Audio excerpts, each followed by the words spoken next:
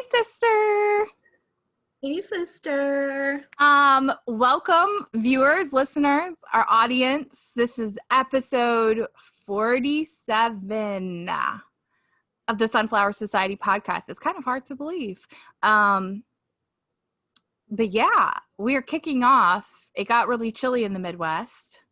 I actually wanted to start by asking a question of you because you're a gardener. Oh, okay. I don't know if all of our listeners or viewers know this about you. And if you all are interested, she's at Fawn River Beauty on Instagram. She shares a lot of cooking and gardening stuff.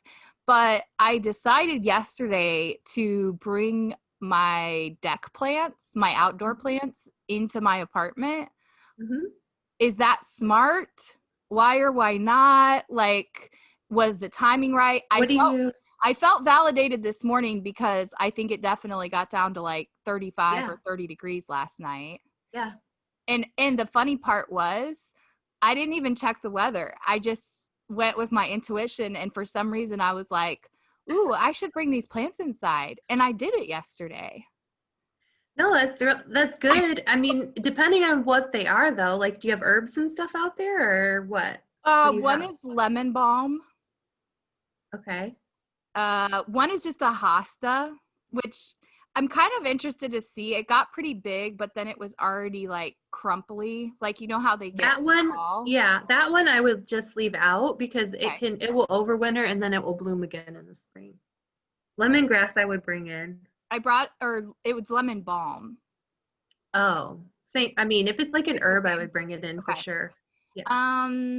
And then I actually still had a couple begonias that still have flowers on them. I do too. And so I thought, well, they're really beautiful. They're yellow and red, Yeah. and they go with my apartment decor. And I'm like, this is beautiful. Let me just try to bring them in. Will they stay alive?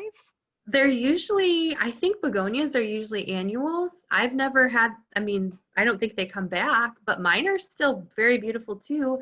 And the weird thing is, I've tried to have them before, and this year was the first time I found a variety that actually bloomed and stayed healthy all summer. And now too. It's very Same. awesome. Yeah. I've always loved them, like their look as a flower.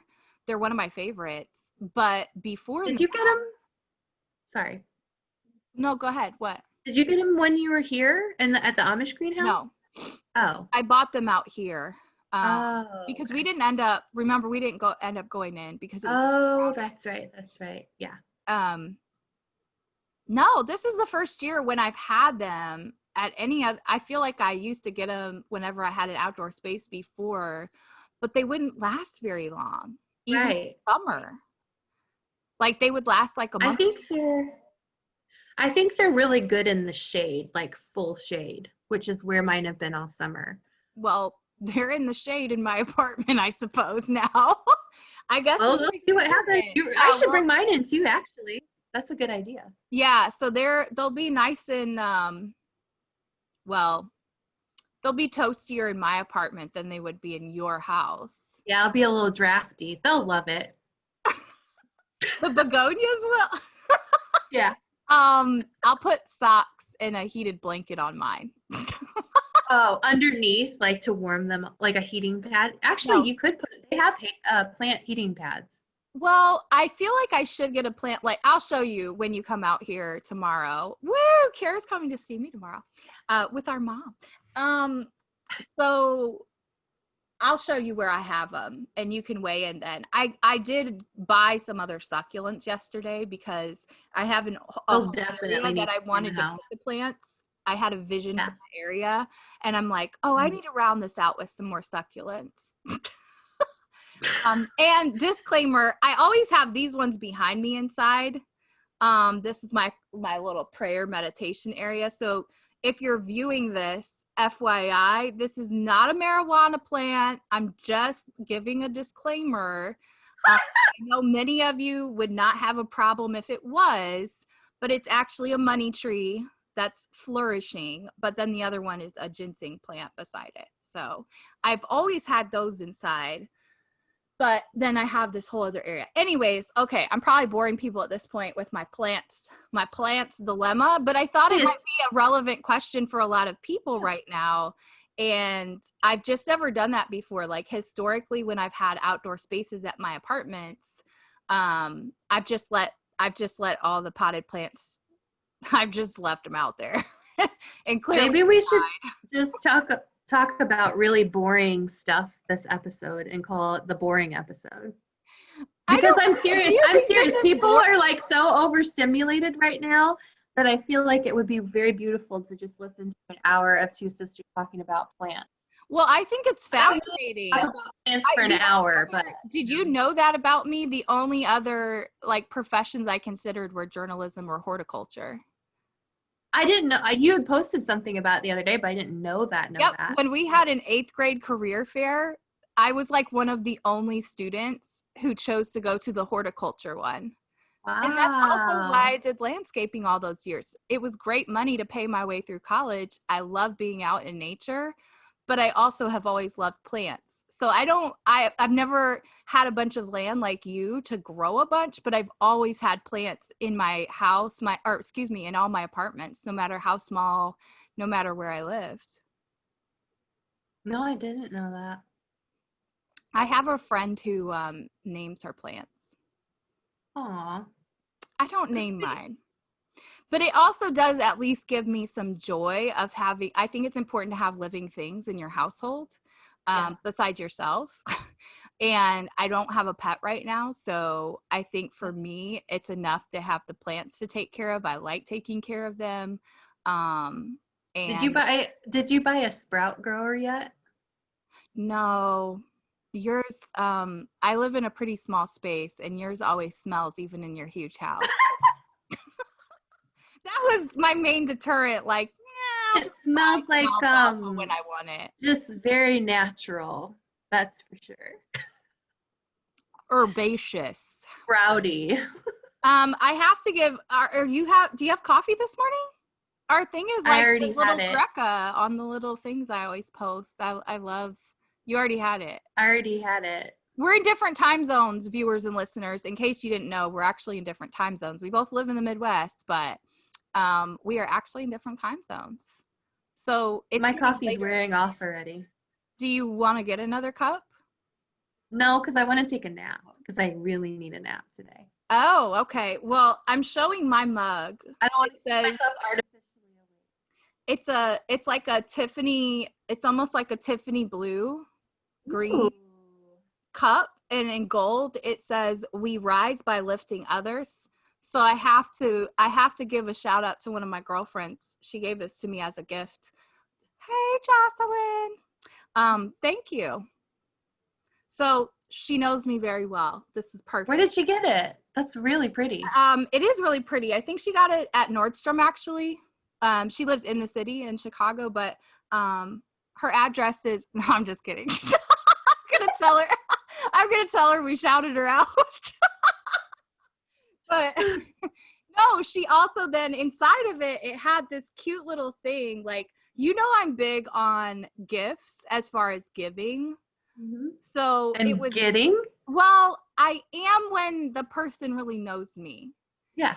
And so like your gifts are always really meaningful because you know me really well. I don't like gifts that are just like, oh, well, I'll get you this card because it's your birthday. I like gifts that have thought into them. I'm not gifts person like, ooh, I'm bougie and I have to have diamond necklaces. Not that. I like intentional, thoughtful gifts. So anyways, but she stuffed it with this, it was called unicorn popcorn. It was like caramel corn, but it was pink and blue. She's like, 'cause you're a unicorn. Ooh. So it was so perfect.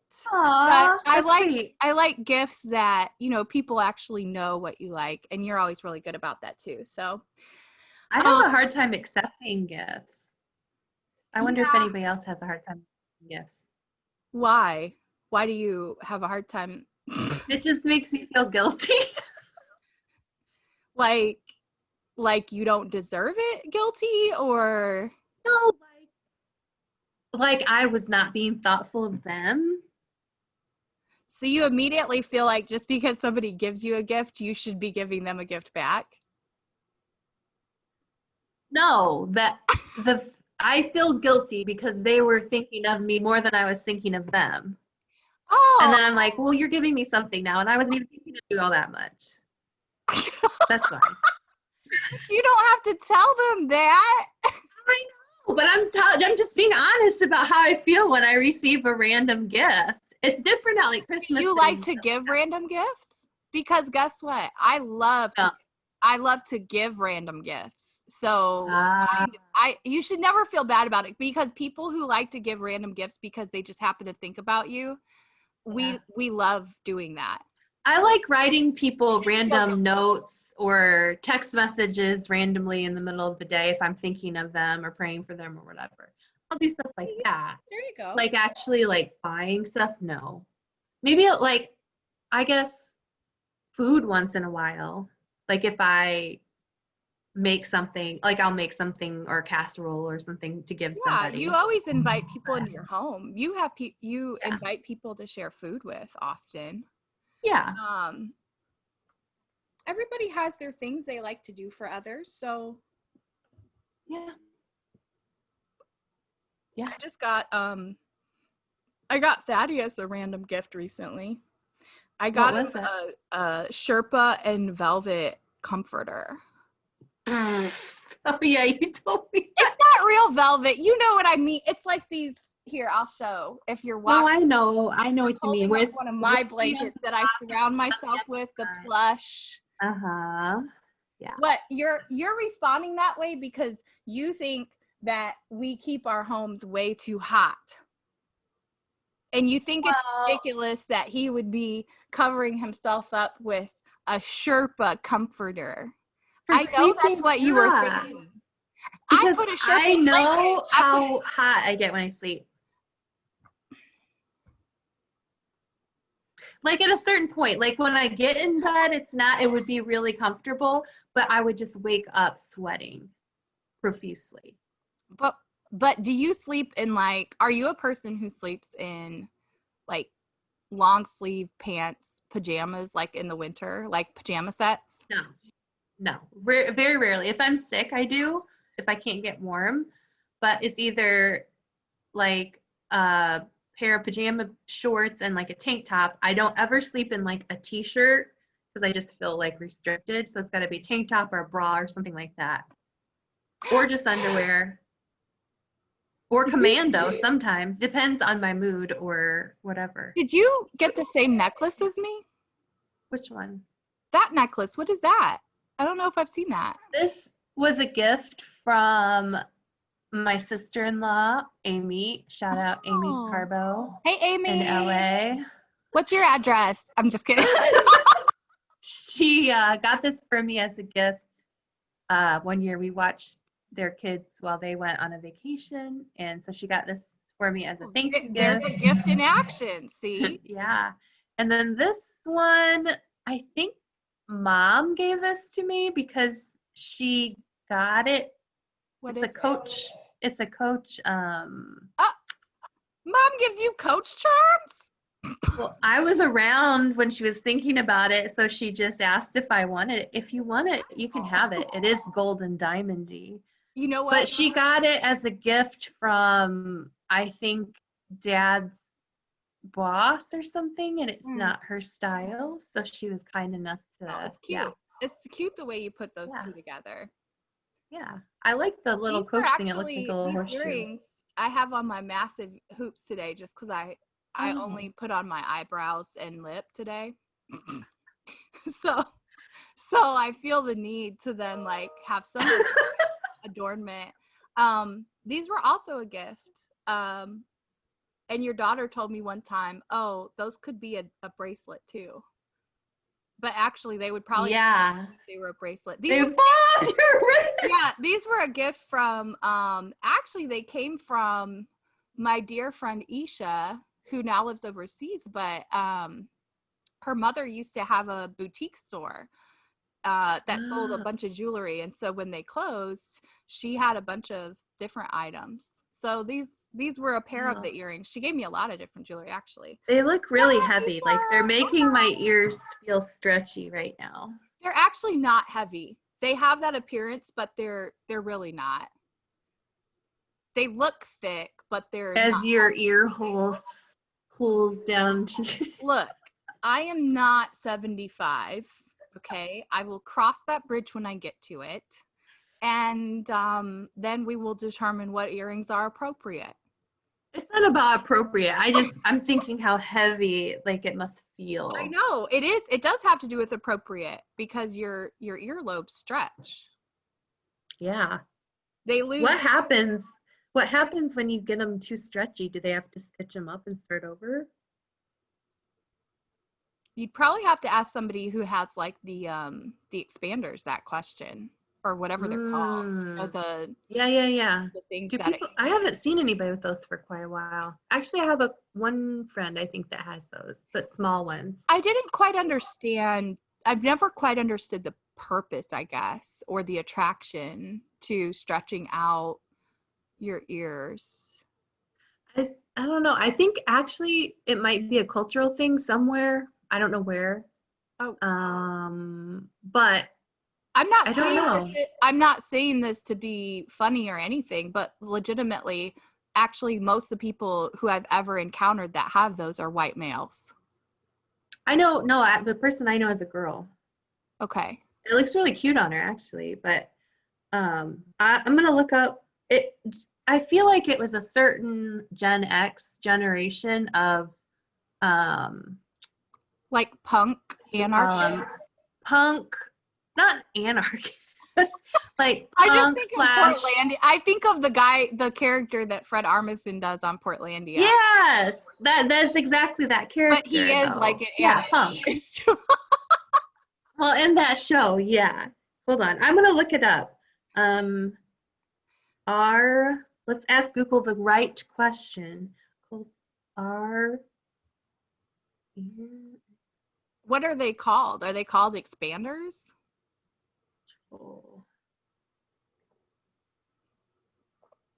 decorative? What cultures stretch their ears? Mexican and Central America, Aztec and Mayan men are traditionally known to have stretched ears. That's the stretching though. That's not the actual little plug that goes in there. Do you mean the plugs that are filled in that don't show the hole? Yeah. Okay. And they're like solid. Yeah. Yeah. So it looks like Aztec and Mayan. I must see what they symbolize. The Mercy tribe in Ethiopia practices stretching of their ears and mouths as a sign of respect. I've seen that with the mouth, like in images. But I wonder, I do wonder how that came to our culture and into that scene of people. You mean like American 90s Gen X punk rockers? Yeah. Yeah. Yeah. Like I wonder what band like perpetuated that. Because I feel like it had to be some kind of like iconic. Like a cultural, I mean, music and bands are part of culture. And that was definitely a whole time period, right? With the wave of Nirvana, Smashing Pumpkins. You had, I mean, 90s punk was still very big. And and I'm probably saying it wrong for people who are like connoisseurs of that genre of music, but like alternative punk, except like that was very big in the 90s. And I think the movement started in the 80s, correct? Like with the Ramones. I don't know. We were listening to what was that name? To me, it was that like radio show. To me, it reminds me of a harder version of emo before emo came on the scene, because you had like the Cranberries, and they weren't quite Nirvana, but they also weren't quite like, oh, these are ballads or just soft rock. Right. So it's interesting to see the evolution of music. I loved the Cranberries. I know you did. I liked the Smashing Pumpkins. Yeah. I haven't gotten into rock for a while, so I'm not really clear, honestly, on a lot of the indie rock bands out there right now. I used to go to some shows and concerts of like local bands when I was in college, or I'd go over to one of my roommates lived near the Ohio State, so in the summers we would try to catch shows and stuff if I visited her. But yeah, well, so yeah, we're literally just talking about nothing. But what else has been up? Do you have any faves or fails you want to share? Or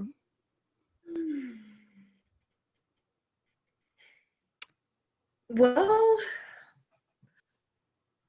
do it's you? okay. It's I have okay to think if about you it. don't. I mean, listeners and viewers, we've been putting a lot of energy into honestly just strategizing around this new project that we're working on called Dear Blabby. So, and we'll share, I think we're ready to share the link this time. Last episode we talked about it, right? And we're still very much in the production phases. And it'll be on Patreon. So we'll share more details as they come. But the most important thing, honestly, is we'll share the link in the show notes to actually go submit your questions. So it's completely anonymous. Your on-demand personal advice column is the approach we're taking, similar to like Dear Abby or the old school advice columnists. But we realized in a lot of conversations on social media, people just, and I understand why, they're afraid to ask the questions they really want to ask because they don't want to be judged. And it doesn't matter if you're Republican, Democrat, Black, white, Latino, purple, green, aliens. I think everybody has hesitancy, including us, about determining what we post and why. And there is a lot of fear right now that, like, you know what, if I ask the question I really want on this thread, it might cause a lot of backlash from people that I don't even know.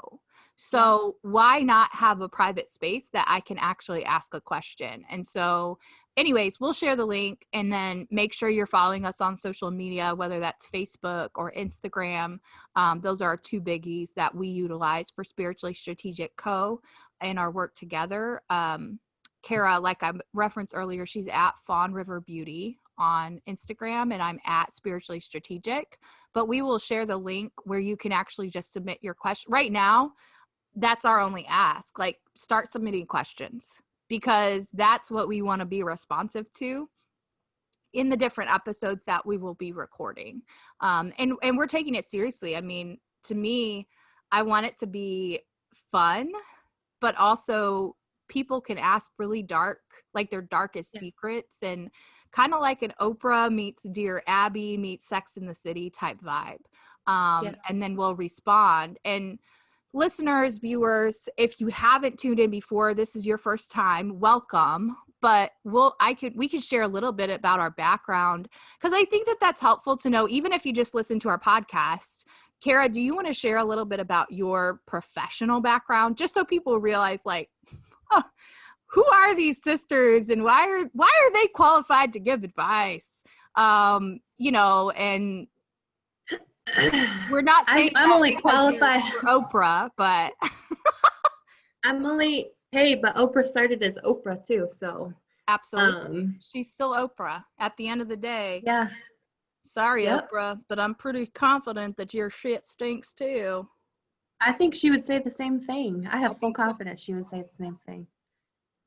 Anyhow, so I'm only qualified to give advice and what I've had as a life experience. Obviously, that's pretty much where all of us stand, but sample size. I do have expertise and education in nursing and healthcare, and I've been a nurse for 15 years, and I have also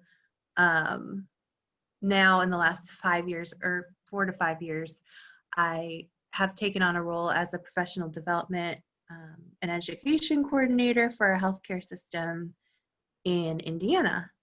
I'm not like the primary person, but I'm on that team, and that's what my role is, to serve at the facility that I work with. So In that role, I have a lot of experience working with nurses, both with bedside skills and things like that, but also professional advancement, coaching, that kind of thing. That's me in a nutshell. I also, obviously, Justine and I have this business. I had a previous experimental business that I had started, which I still think, the purpose of all that was to kind of lead me and teach me about the ways of the interwebs and figuring out technology and all of those things, because I have zero experience in that realm. Never dabbled in it until about, a year and a half ago. Wait, I'm gonna say something though that you probably will not say about yourself, but I'm saying it as a compliment, but also for viewers and listeners to know this about you. She says that, and this shows you how quickly she's able to learn and apply concepts. So basically, she became an expert at understanding drop shipping. Mm-hmm. So how quickly was your clothing boutique profitable? I mean, within like 3 months. That's Probably. insane. That's insane that you started a company, built it, and it became profitable in 3 months. Okay, I digress. I'm just saying, even though it might have been experimental in some ways and there were failures in some ways, like that's pretty dope. It is pretty dope. It's pretty I dope, didn't love it though. I didn't love it, and I like the ins and outs of actually selling a physical item to somebody. Again, with like how I receive gifts, that's how I feel when I try to sell stuff to people. That like guilty, like I'm taking your money. So that was not the realm for me. While I love fashion and I love looking cute, that just was not for me. But in the process, I learned a whole lot about marketing, advertising, web design, social media, blah, blah, blah. Yeah. You get it. Also, Justine and I, prior to our current endeavor, which has pretty much evolved from this, but we started with a ghostwriting business a couple years ago, and we worked on some projects together. And I got quite a bit of writing experience that way. And I still, Justine and I write for our business, obviously. Blogging is part of it. Social media sharing is part of that. We And have I'm a couple also, books. We actually have a couple books we're working on right now. yeah, we're working on a couple actual book projects. TBD. But yeah, so that's my background. It sounds weird and complicated to probably a lot of people, but it keeps my mind active, and I feel like I have a very overactive mind, so I have to keep it busy. And it fills my cup, what I'm doing right now. So some days I wish there was a little bit more balance. We are in the middle of a pandemic, and I'm in healthcare, so that gets a little bit stressful. But, God moves in mysterious ways. We're sharing this, listeners and viewers, because I think that is sometimes, even if you never watch Dear Blabby when it comes out, even if you only listen to the podcast or only happen to catch this episode on YouTube, we'll share some background information so you know a little bit more about us, and like, oh, where'd they pop up from and what are they really about? And then on a personal note too, from a personal advising standpoint, Kara has been married for 15 years, or 14. Oh no, 13, sorry. 14. 13. 13. I wasn't really listening to you also have 3 kids, so you're also a mother. And so that's the thing. Obviously, no, just like anyone, I don't care how many degrees you have or how many years of experience, no one person is going to be able to give you perfect advice. But what we do offer is different perspectives as far as the life experiences that each of us have. For myself, I began my career in teaching. and then rose up through the ranks of administration, assistant principal, principal, founding principal, and then superintendent. And I am a PhD candidate currently with a focus on cultural psychology.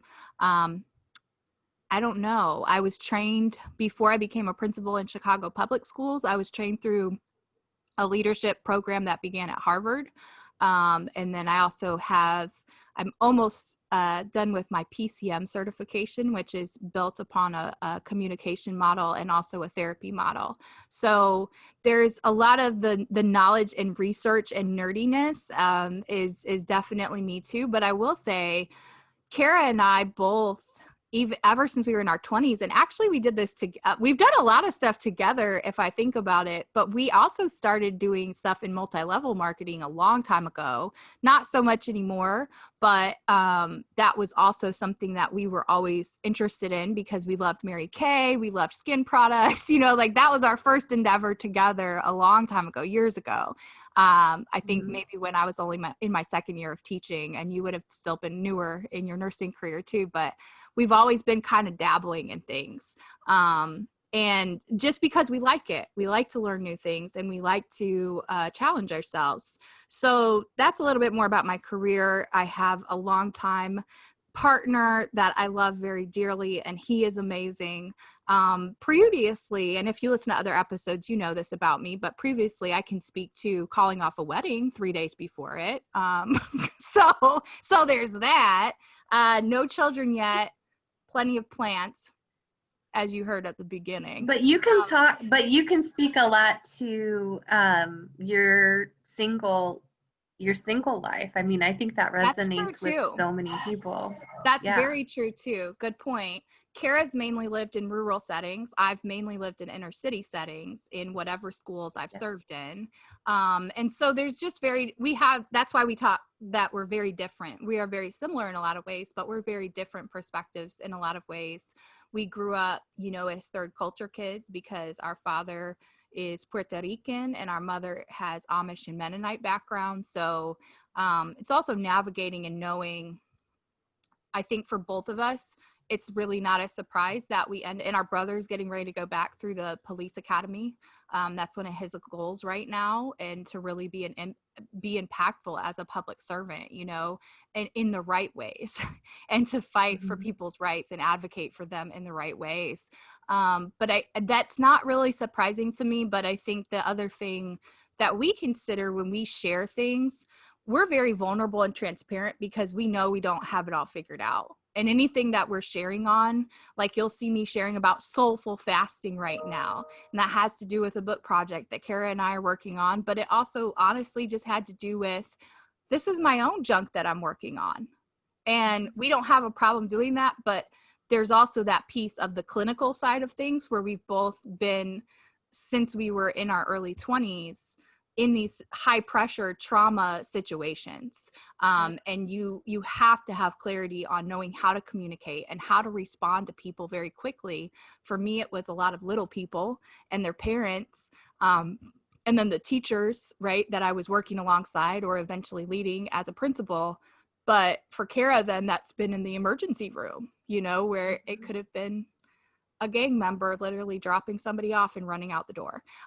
So there's all those pieces, but I guess I just wanted us to share a little bit because I guess we haven't for a while. We normally just jump right into our topics on our podcast, and we don't always stop and reflect and go, wow. I was just telling a girlfriend the other day, I had to put together an updated CV, a curriculum vitae. And I was like, I finally looked back at it, and even though it was an arduous task and I had delayed doing it forever, when I really looked at everything, I was like, whoa, I've done a lot by God's grace. And so I don't say that in a braggy way. I say that hey, sit down if you haven't lately and write down some of your accomplishments over the past decade. They can be personal, professional, all things, because it does help you step into your power a lot more and continue to build your confidence and your courage to be vulnerable, because I wouldn't have been able to be this vulnerable and share this openly even 2 years ago, even 6 months ago, right? And so as you exercise those muscles of like, no, I'm just going to ask the question. No, I'm just going to do it. You get better at it and you get okay with it. And it's okay if people see you fail and mess up too. That's part of learning. So Yep. my rant, I'd also my diatribe, is that called a diatribe? My diatribe is done. What's a diatribe exactly? hold on, let me Let's Google Google that. it. I shouldn't use big words that I'm not Diatribe. I completely. think it's where you're just like basically speaking to yourself and to other people at the same time. But Oh, hold on. perfect. That's Hold on, exactly. hold on. I don't know. I don't know that that's right. Oh, wait. Wait. Let me adjust my long legs right now. I'm sitting on the floor. Diatribe. So if you Well, have, I'm getting, while she's Googling I'm, diatribe, if you have it to that end and you want to see me adjusting myself while sitting on the floor, or you want to see the coffee mug I referenced, you can go subscribe to our YouTube channel to actually see. okay, it says, oh, no, I don't think that was a diatribe. It says a forceful or bitter verbal attack Oh, against someone or something. oh, So oh, okay.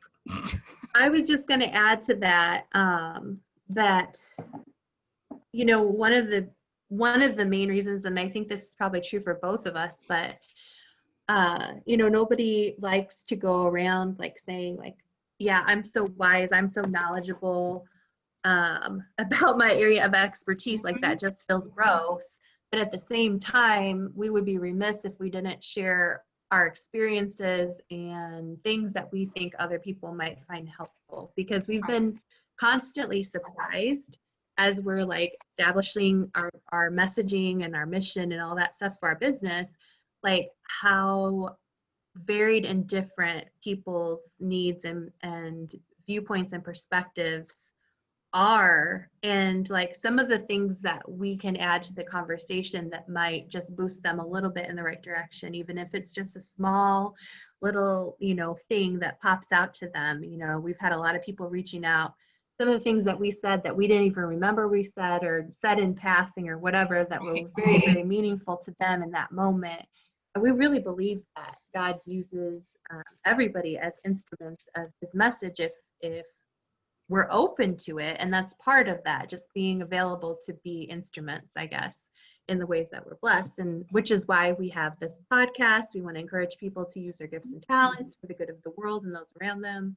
Well, and we wanted, for the record, we wanted to start encouraging each other, because we started this when I was still building my initial company, Educator 8. Well, I didn't even mention all my companies and such, but you can go look at my stuff. Okay.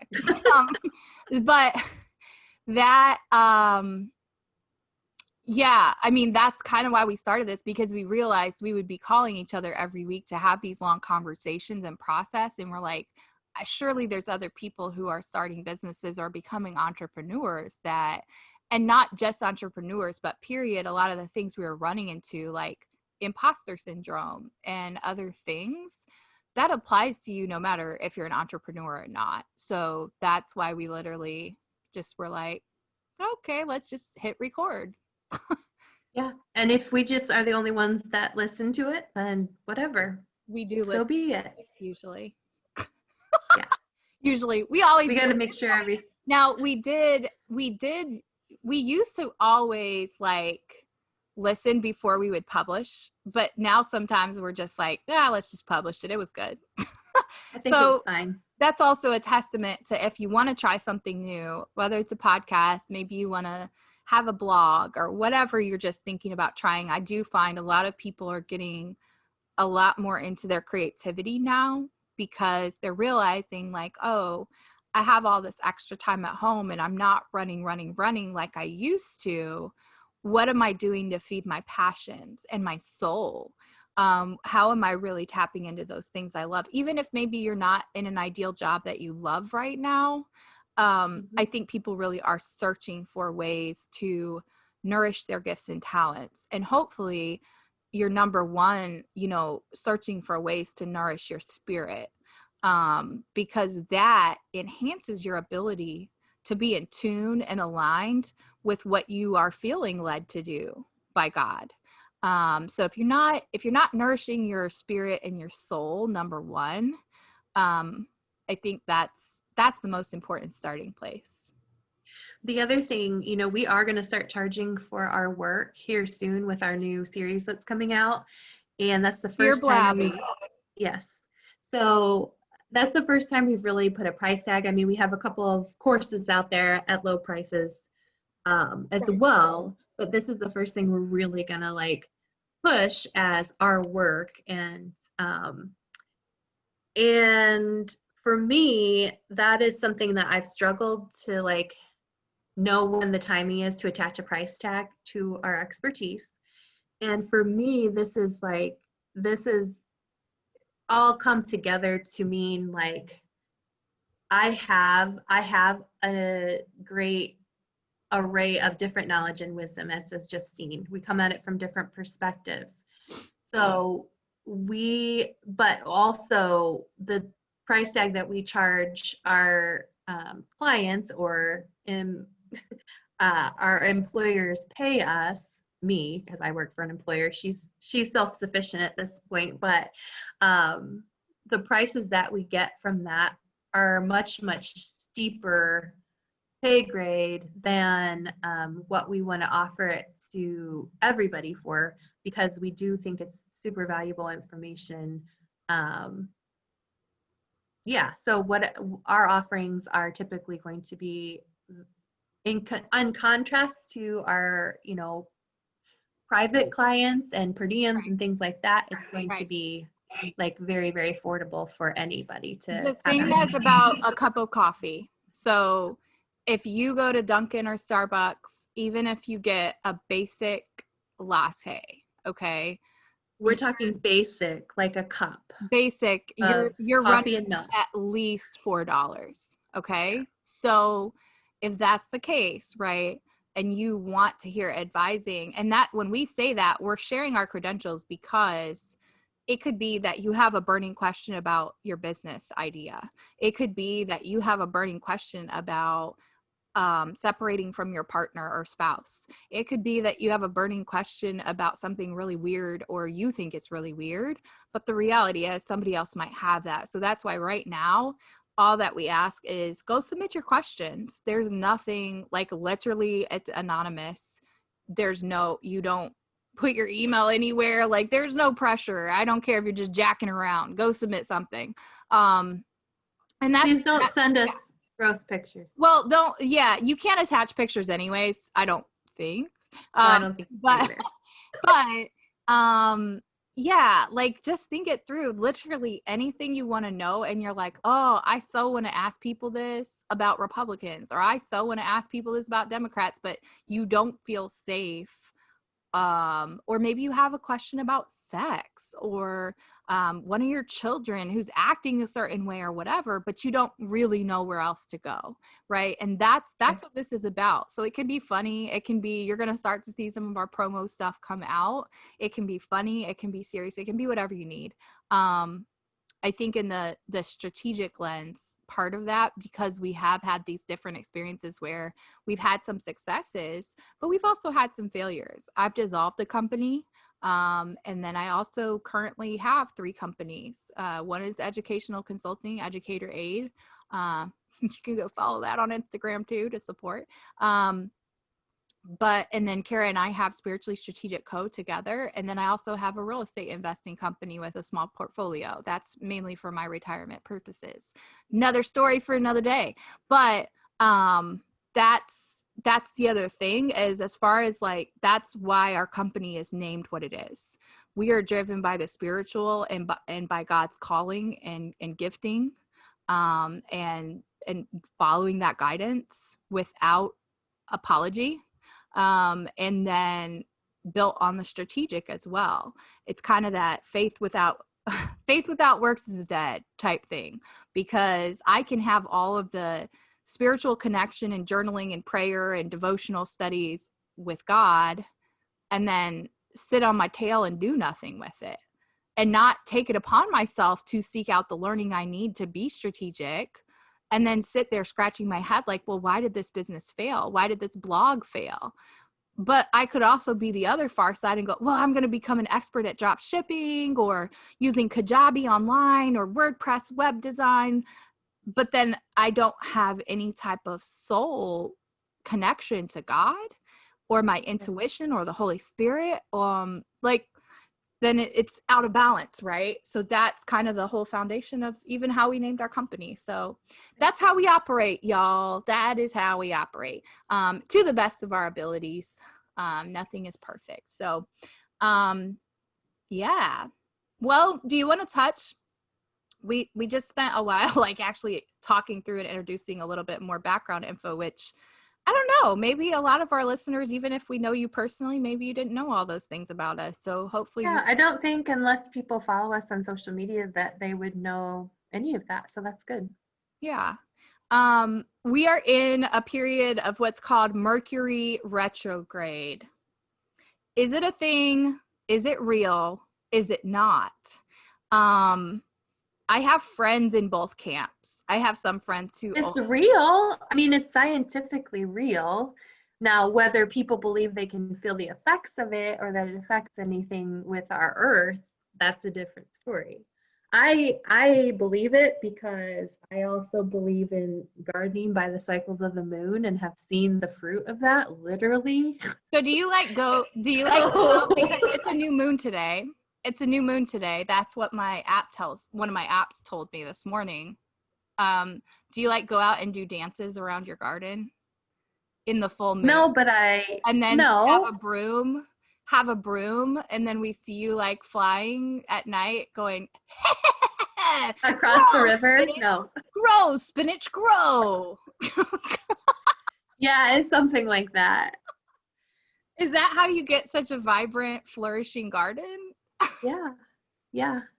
I go Okay, cast no, spells all over it. but for real. Wait, what?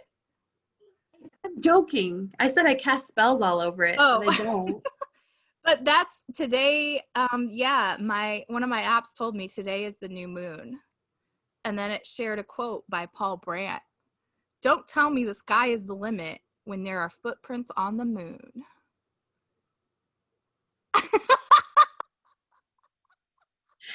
Okay, Paul. Hey, don't hate. Footprints on the moon? How does what? Moonwalking. I'm so confused. Okay, wait, though. Really, talk more about that because let me play devil's advocate, even though, yes, I believe Mercury retrograde. I actually believe that the Farmer's Almanac is scary accurate. But can you share with listeners and viewers kind of like I've heard you talk about it, but I'm certain they haven't. And when you started breaking, actually a few years ago, when you broke that down for me, it started to kind of click and make sense because I used to have this thought that like, oh, astrology is just mumbo jumbo. It's made up. It doesn't matter when you were born. It doesn't matter where you were born. It doesn't really, phases of the moon, all that. That's just all like whatever. But I also realized that was very, very close-minded of me because, first of all, I do believe in all of that now. And secondly, I feel as though I was almost diminishing the intricacy of our creator. Yeah. And downplaying the fact that God is so strategic and intentional down to knowing the numbers of hairs on our head. Like, it's insane to not look at nature and know, like, this creator is magnificent. Yeah. Yeah, I mean, you could just look at the human body. I've been studying the human body, anatomy, physiology for years with nursing and how everything works together.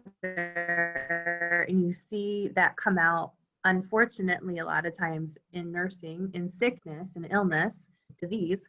But if you look at how everything is so perfectly designed to work together, if you look at a plant or a simple flower, all the little, parts inside, the reproductive parts of a flower that get pollen and, procreate that way. And it's crazy. And so the Mercury thing wasn't such a wild, like, I honestly started knowing about it because I initially had a couple very like specific periods of time in a year that were like horrendously weird. And the second time it happened, this was probably 3 or 4 years ago. The second time it happened, I was just, online scrolling or something like that, and I saw something about Mercury retrograde being now. I'd never heard anything about it, didn't know what it was. Was this just a couple years ago? Yeah, it was a few years ago. I think maybe 3 or 4 years ago. Yeah. So I looked at what it was and like the general like feeling or whatever in the universe during that time and what it means.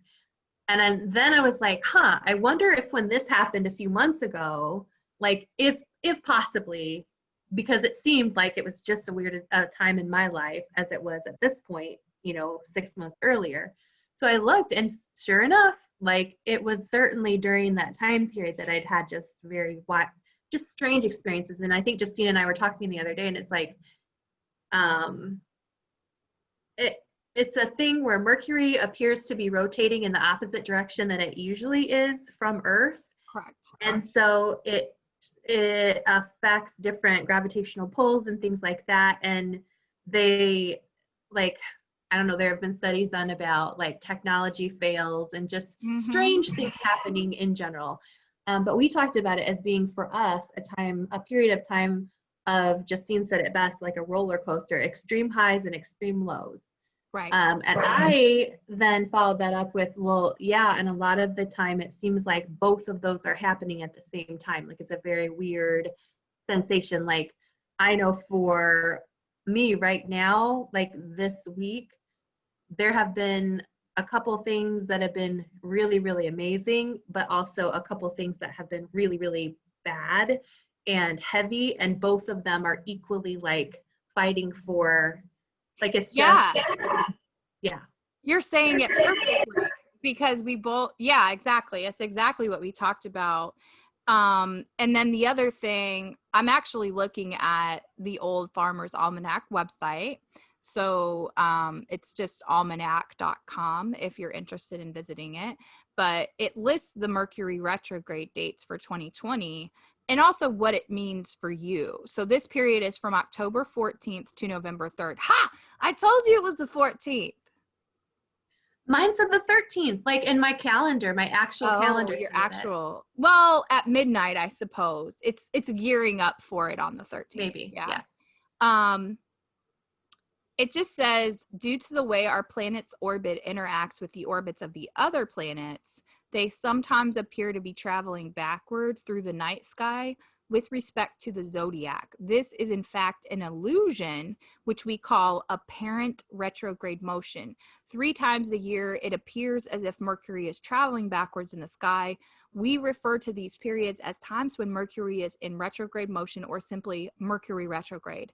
These times in particular were traditionally associated with confusion, delay, and frustration. Think undelivered love letters, email blunders, and frazzled travel plans. However, this is an excellent time to reflect on the past. It's said that intuition is high during these periods and coincidences can be extraordinary.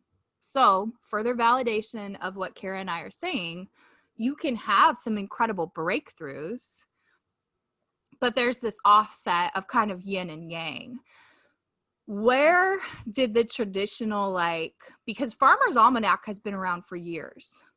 I think over 200 at this point. And I still think, I'm going to specifically speak to evangelical and Christian audience right now. I think specifically there's still a lot of hesitancy around, well, the zodiac isn't real. Mercury retrograde's a myth. God is in control. Let's just have a disclaimer. We know God is always in control. So that's not the question here. It's the looking at the intricacies of how God designed the whole universe. So it's been around for thousands of years. What is the Farmer's Almanac? Why is it so important? Obviously, if you're in farming or you've lived in rural communities, you probably know about it. And it's something that people from all walks of faith follow. If you do any type of gardening or farming. So the science of it is ancient. I mean, people use, like, we have tidal measurements and they correlate with the moon cycles, right? So the tides rise and fall with moon cycles. That's very proven science. And as far as astrology, the zodiac and all of those things, those were used as ways, I think, to kind of put an explanation for things that were being experienced here on Earth, both with plants, animals. Like, there are things, if you read the Farmer's Almanac, there are things that talk about animal behavior and when the best time to have your animals mate, to procreate, and those kind of things. When I garden, I have specific dates that I plant plants that will grow below the ground according to the moon cycle, like potatoes and things that are under the soil, versus things that are going to grow and sprout and flower above the soil. Those are also specifically timed to certain moon cycles. So there's also things in gardening, like if there's a thunderstorm, and I don't, this isn't like a Farmer's Almanac thing, but I've been told this several times by different gardeners over the years, that if there's a thunderstorm and there's lightning, if there's like an actual thunderstorm, not just rain, but there's like a storm, it like sends like ions into the ground and like causes your plants to just grow like crazy. Yeah, Not necessarily. lightning. I was in landscaping for 6 years, and to a T, if there was lightning involved, the growth of the grass. Okay, again, nerdiness. I wasn't in landscaping like, ooh, we plant flowers. No, I mowed. I made man-made beaches. Well, woman-made when I was helping. Woman-made beaches at rich people's homes, whatever, right? Massive piles of mulch that you had to spread. But I also, for 3 summers in high school, I cut the greens at a golf course. So you would always see, and I used to always laugh at it because the guy who was like our boss, he'd be like, yeah, lightning makes the grass grow. And he never had an explanation, but it was always true. And we'd have to then double and sometimes I think even triple cut the greens because, you want them to be smooth and fast for the golfers. Mm-hmm. Anyway, sorry, sidebar. No, it's okay. But, we can look at things 2 different ways in this instance. Like, you can look, if you, believe that that's evil, I would just, or not of God or whatever, I would just. Do you mean the phases of the moon? Well, to like put any stock in that, I guess, because it's not the Bible. It's not technically biblical teaching, but it just is what it's part of a scientific body of work that we know a little bit more about as we go along, basically. So then why do people, sorry, I have to ask this question. This is what I want Dear Blabby to be. I'm embodying this for you listeners and viewers because this is what you need to go type in to your questions for Dear Blabby. This is a Dear Blabby type question. Why, especially in evangelical and conservative Christian circles, is there's so much belief and support for the Enneagram, but then the Zodiac and your signs for astrology are evil and of the devil? I'm asking a serious question because I haven't seen, and I gave you a part of my resume today, listeners. I have not, I don't see a big difference there. So, but I think it's all how it's been framed by church leaders, because church leaders saw an opportunity to capitalize on the wisdom of the Enneagram, even though it is not biblical. It is Middle Eastern in origin. Which would really stem from Islamic. I'm not saying that's a bad thing. Yes. I'm not saying it's a bad thing, but if if you do the work to look at the origins, that is truly where it came from. Is it from Eastern mysticism? Yes. So maybe But it not also even has Middle to East. do, I don't no, know. it's not biblical. Okay. At all. So there are a few good books on this if you're interested, because I wanted to do a little work in it myself. I am 98% a 4, if that means anything to We anybody. both are 4s, listeners and viewers. 4, 4, 4!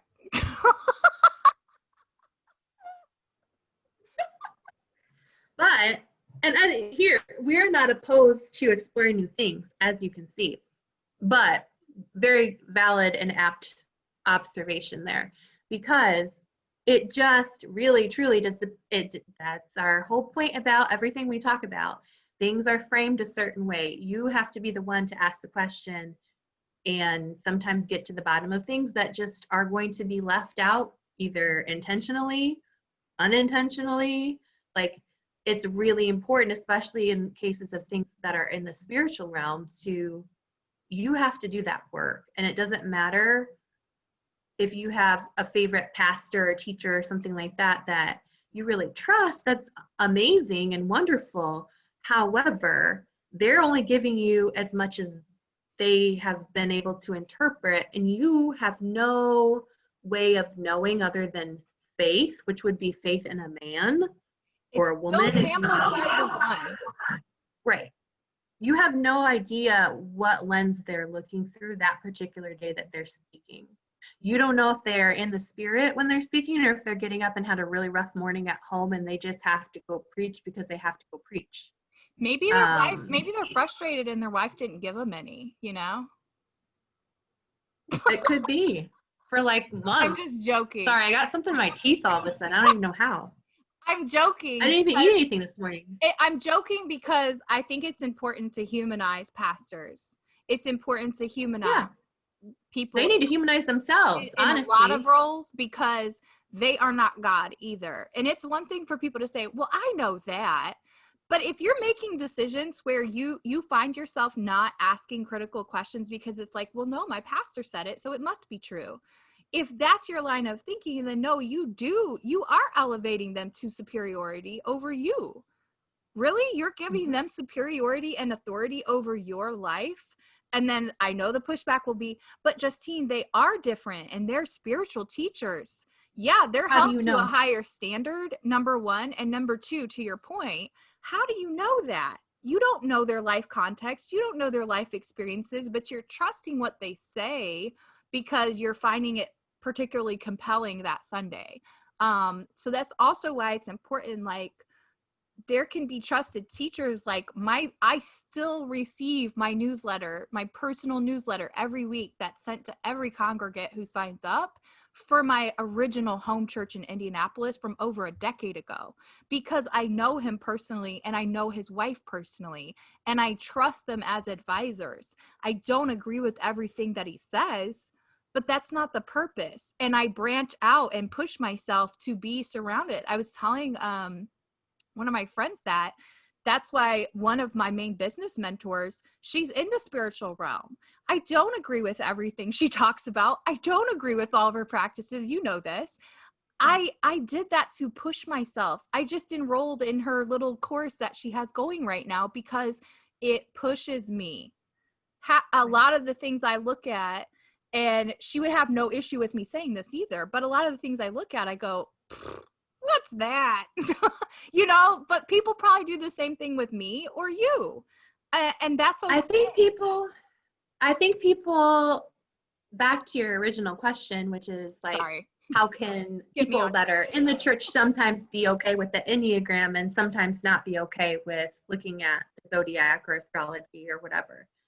And to that, I would just say it really just depends on how willing you are to let go of your belief, because your belief isn't necessarily the truth. We can hold many, many, many beliefs, but always be in pursuit of truth, right? And that's evolving. It's not something we just get dropped into our brain one day and it just sits there and it is. Like, think of each little thought as a little seed in your brain, and it's going to grow and sprout into different things. Like, think of yourself as a little chia head if you have to. I mean, for a visual. And we're full circle with And the the more more you're going to water it, the more you're going to water it, the more it's going to sprout and beautify and grow. And it's going to grow a sprout here and a sprout here and one that goes here. And then this one's not going to sprout at all. And then this one is going to shoot up into some weird, crazy flower. Okay? We've made a lot of references. Please, for my Christmas present, please get me a chia pet, because I completely forgot about him. And I used to sing that theme song, chia. So if you're sitting there and you're not watering your chia brain, it's okay, but also it's not going to sprout, and it's just going to be full of the seeds that were planted there by somebody else, and then you just didn't cultivate them. You didn't water them. You didn't put them in the sunshine. You just let them sit. So then you just have a bunch of bald. And they either rot. Yeah. Yeah. They all look the same. So it depends on the kind of chia head. Yeah, they all look the same. It depends on the kind of chia head that you want to be.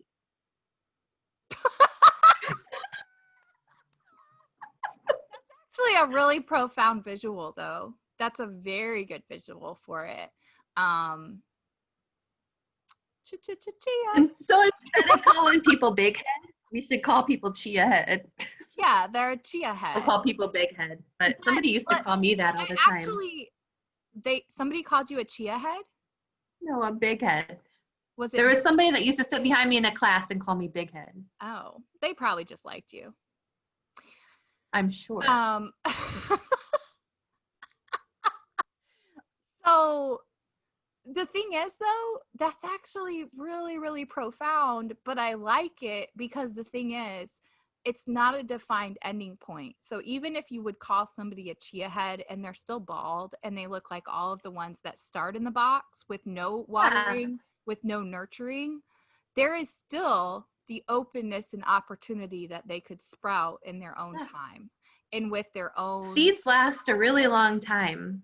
Seeds really do. Like, so you can save them for years. We have those different seeds within us. It's just, have you tried to fertilize that? And that's the thing. That's how I feel. It kind of makes me wonder, like, was that God's intention? Because, like, yeah, somebody living over in, I'm just going to choose a random country, Laos. Somebody living over in Laos right now, who's the same exact age as me, the same exact birthday, which I'm sure there's somebody there with the same exact birthday and same exact age as me, okay? Though that birthday would indicate that we're the same age, okay. Not just the day, but the year, okay.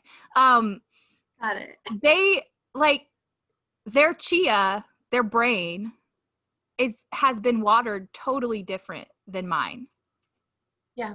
Just by function of where we've grown up on the planet. Yeah. So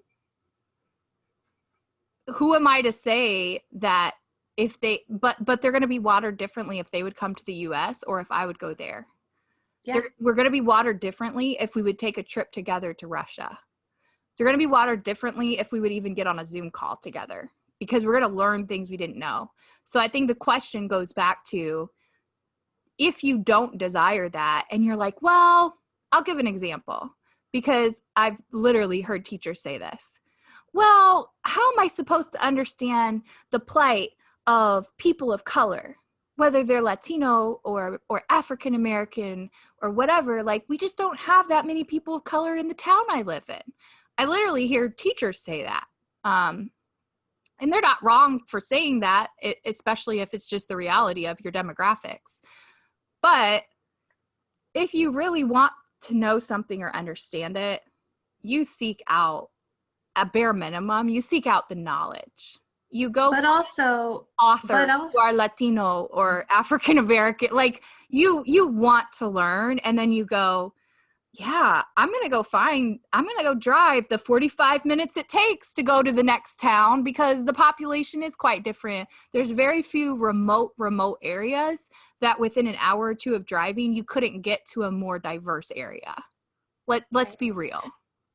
But also, to add into that, I don't know how important, like, that's saying something about us when we say something like that, because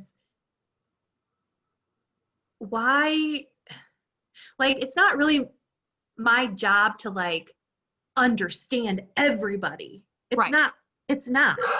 Like, yes, one-on-one and individual interactions, that is my job.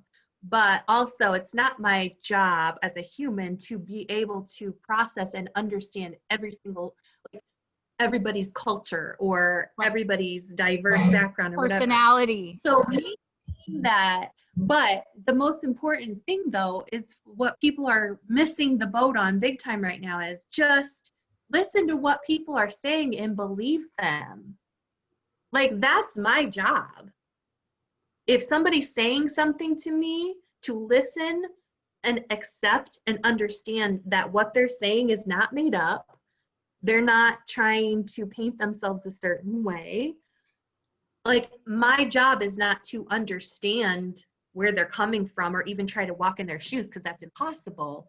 My job is to listen to what they tell me about who they are as a human, what they need as a human, and to ingest it and say, okay, Yeah, I you don't believe get to you. tell, yeah, you don't get to tell them, no, you're It wrong. doesn't matter your That's like amount of telling, that's like, experience yeah, with a certain person or group of people. That shouldn't matter. I'll make it very simple. It's like if you said, hi, my name's Kara. And I would go, no, you're wrong. That's not your name. It's literally the same exact And that's mentality. actually Because then I'm also telling you, way less. yeah, the more magnified Yeah, piece of that, when people are responding and telling people, no, you're just wrong. No, what you're really saying is, I don't see you as an equal being. I'm looking down on you. I don't right, approve of who you are. right. That's what you're saying. You're And saying, so you must I be don't wrong. personally approve of who you are. And when people do that, period, plain and simple, you can already know, listeners, viewers, if you take away one nugget from this, when somebody says those things, believe them the first time, because they're showing you who they are, which is somebody who operates from a place of making themselves feel elevated. And there's something there that they're not willing to admit about themselves, or they're not willing to be real about, even when they look in their own mirror, because they want to feel better than somebody else. But when somebody tells you, no, you're wrong, based on a life experience or personal story you have shared, or no, that couldn't be true. It's like when somebody looks at me in the face or you in the face and says, no way, you're not Puerto Rican, no way. All you've told me is that you have such a limited experience and a limited view of Puerto Ricans, también, like that you have chosen to literally look a human being in the face and say, you are not okay the way that God made you, and I don't accept you for who you are. That's what you're saying. Right. Mic drop. I actually have a mic, so I can drop it if you want. No, I'm kidding. No, but that's what it is. And we know that from growing up in these settings and situations where people constantly say, no way, or blah, blah, blah, and we've all had those experiences to some degree in our own lives, whether it's been how a male has treated you as a female, or maybe how a female has treated you as a male. Who knows, right? Like, it's not always just, that's the other thing. I think right now there are a lot of men who are also afraid to say anything, period, about anything. And rightfully so, because a lot of times men are trying to grow and learn, but they, like you left and right, then you have women talking about smashing the patriarchy. I 100% agree in a lot of ways, and it's necessary and needed, and we still have a lot of progress to make on the race front, on the gender front, on a lot of fronts.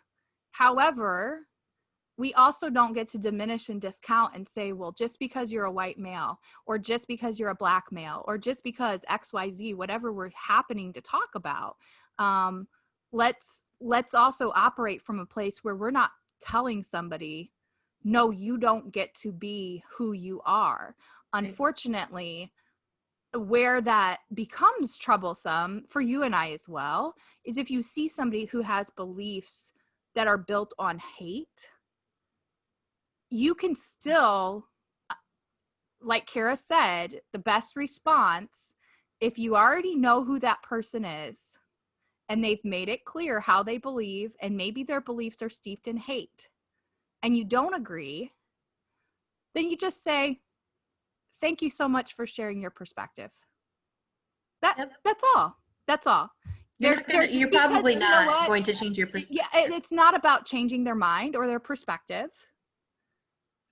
but that's all you have to say. Thank you for sharing your perspective.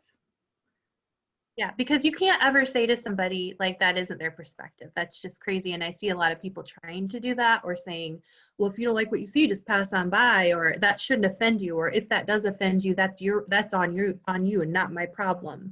It's what I said. You know, that to me is like this is why we are where we are, because people don't actually want to be accountable for their actual words. They don't want to be accountable for their belief system.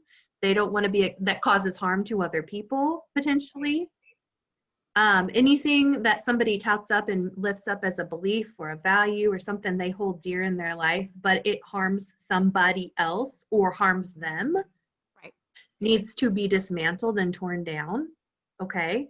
And it's not like, hate is not subjective, I don't think. No, and for the record, sometimes people don't realize that a system is harming them.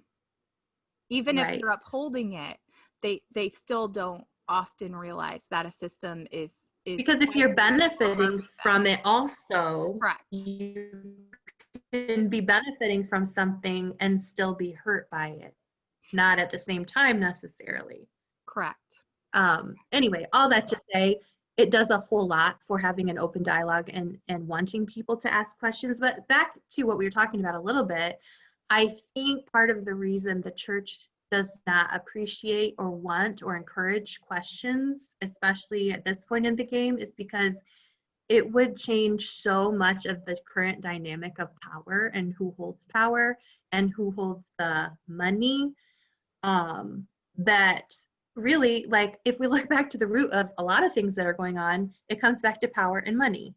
And right. So if you have a bunch of congregants or people that are following you, that you need to believe what you're saying, because you're not going to get money about it if they don't believe what you're saying, or they won't buy into what they're saying, which is why I think there's a lot of problems with messaging right now in our current dynamic, because pastors don't want to say what's actually true, because what would that mean? It would mean upsetting a whole lot of different belief systems within that congregation and having the consequence of potentially tons of people walking away because you're no longer preaching to their narrative. That's what we're seeing in droves right now across our country. And so if we could all just take a pause and say, man, it's not just this, it's not just the left, it's not just the right, it's like freaking all of us are having this horrible experience in America right now, or unprecedented, I guess I shouldn't say horrible, but unprecedented, then I think we have to come to the spot where we kind of surrender to being able to be open to each other. Because right now we're seeing our compartmentalizing of everything as a strength. Like we're building little strongholds for ourselves, but really, what is that actually doing? What is that actually doing? So yeah, send us your questions. No, I mean, that's the thing. We'll put the link here.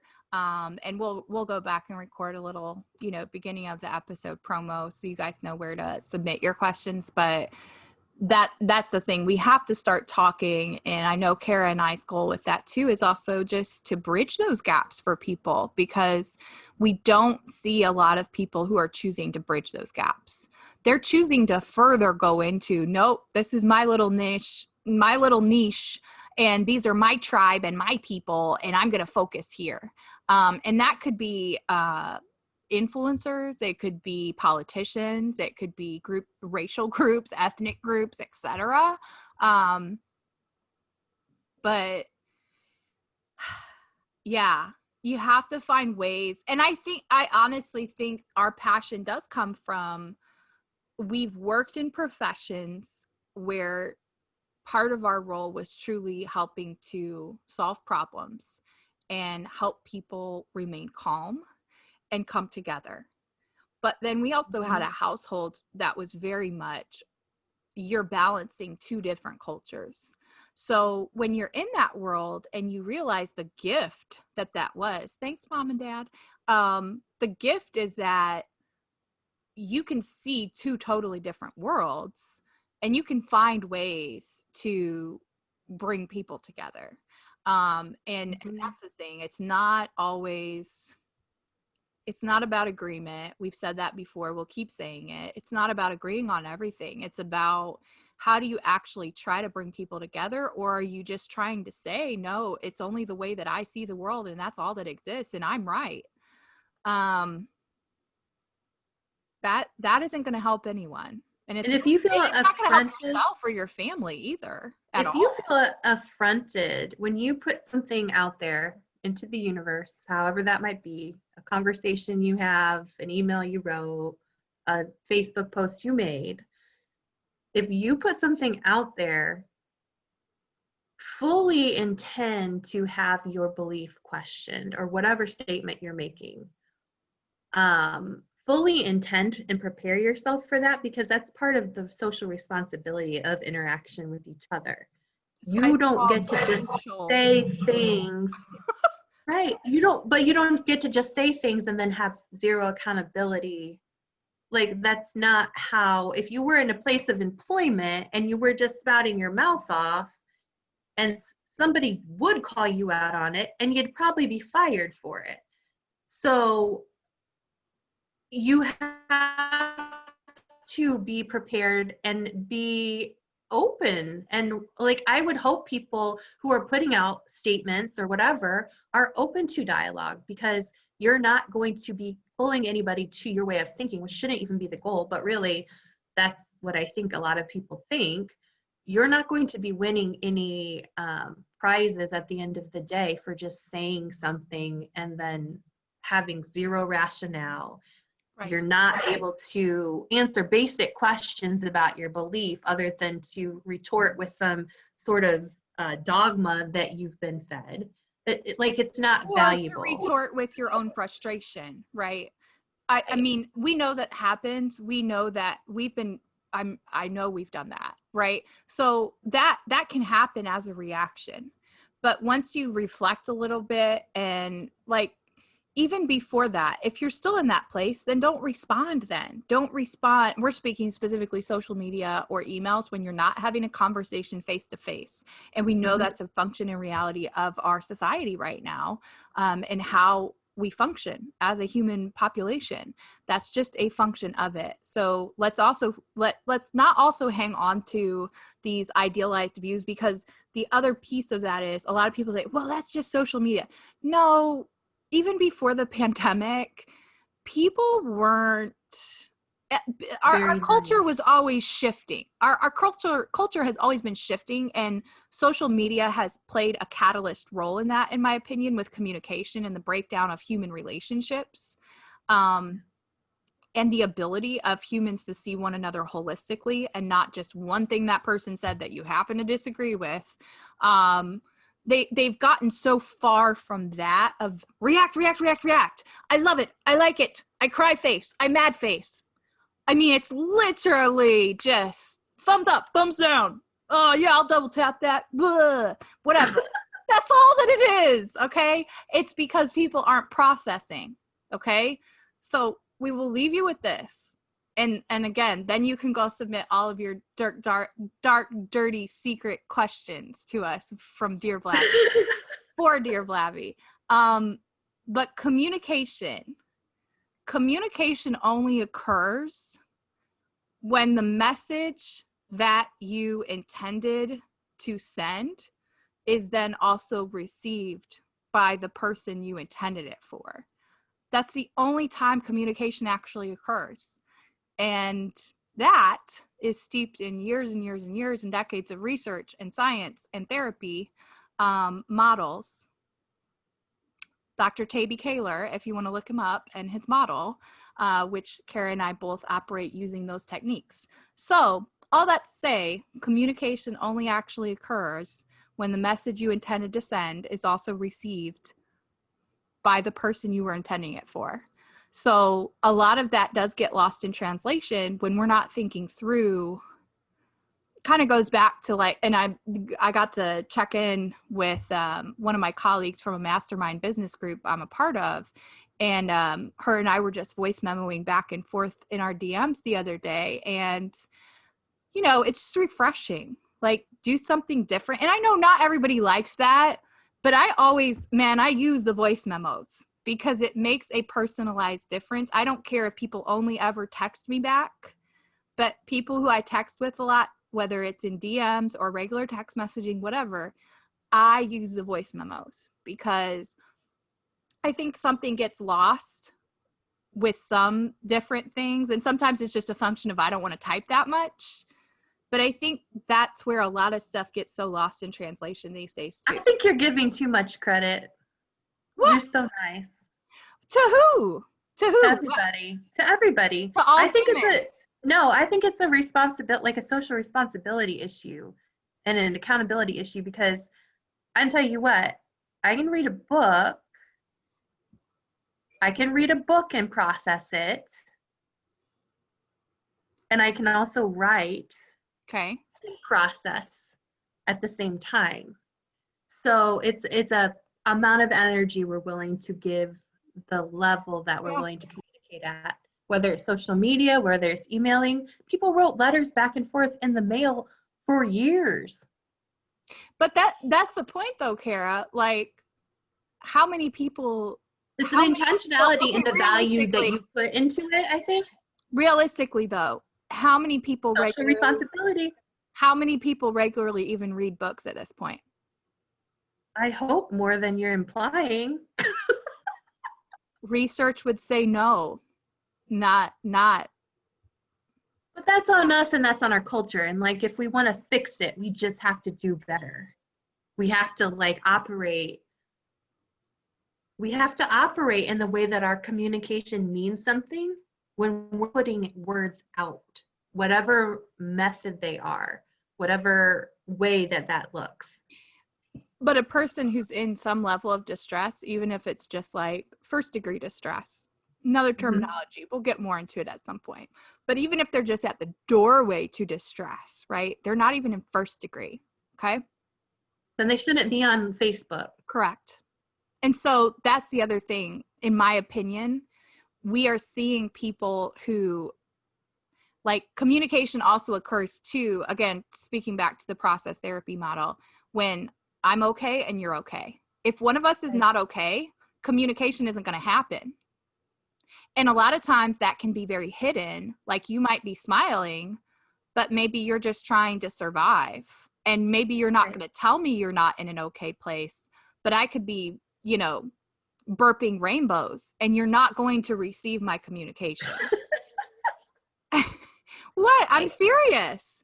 And that, I think that's a hard thing for the human to grasp. Like, no, I'm going to yell it and I'm going to type exclamation points and they better listen to me. But if that person wasn't in an okay psychological place, like they were on the brink of distress because they had a stressful day, or they just had an argument with their spouse and they decided to get on and start scrolling, they will not be in a position to receive anything. Right. Which is back to, we need to be more responsible about the way and our threshold for what we'll allow to come out of us. Because I can feel very angry about something I read online, but how I approach that is going to look different when I wait until I'm not angry about it. And that's my responsibility. Those are self-regulation skills. Which I would hope that everybody would at least want to try and nurture. No, but that's the thing. That's why you wonder in the past 10 years why they're in K-12 education in particular in the United States. Because, hey, Canada and Mexico, I know we've got listeners in both places, and other places around the world too. That is why in the United States in particular, in the past decade in education, K-12, you have seen this huge push for SEL, social emotional learning, and why it has to be embedded as part of curriculum, part of instruction in the classroom from the time kids come. Because why?